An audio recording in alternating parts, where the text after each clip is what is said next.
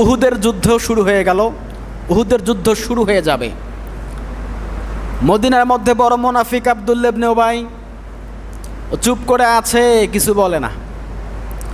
উহুদের যুদ্ধের ময়দানে খ্রিস্টানদের সংখ্যা, মুশরিকদের সংখ্যা 3000-এরও অধিক, আর মুসলমানদের সংখ্যা মাত্র 1000। কত হাজার? 1000।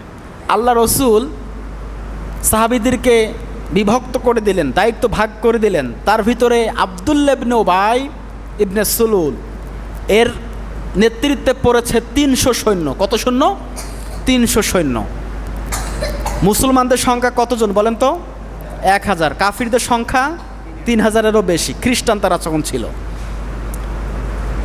এই 1000 জনের ভিতরে আব্দুল্লাহ ইবনে উবাই যখন উহুদের প্রান্তরে সাহাবীদেরকে নিয়ে চলে আসে, আল্লাহ রসুলের সৈন্যদেরকে নিয়ে চলে আসে, ও মাঝখানে বলেছে আর সামনে এগোনো যাবে না, যতগুলো সৈন্য আছে আমি তোমাদের নেতা, আল্লাহর নবী আমাকে নেতা হিসেবে তোমাদের 300 জনের দায়িত্ব আমাকে দিয়েছেন, অতএব নেতার আনুগত্য করা ফরজ, আমার এতাআত করো, আমার অনুসরণ অনুকরণ করো। আমরা যুদ্ধে যাচ্ছি না, আমরা এই দিক দিয়ে ভেগে যাব, কারণ ওরা 3000-এরও বেশি, কোথায় 1000, ওখানে গিয়ে কি মরবো নাকি?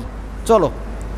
যেহেতু নেতার অনুগত্য করা ফরজ, তাৎক্ষণিকভাবে ওই সাহাবীরা বুঝতে পারলো না যে বড় মুনাফিক 300 জন সৈন্যকে নিয়ে আব্দুল্লাহ ইবনে উবাই ভেগে গেছেন।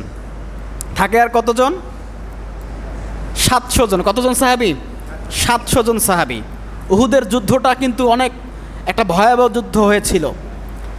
700 জন সাহাবী। আল্লাহ রসুল কি পিছনে ফেরা মানুষ?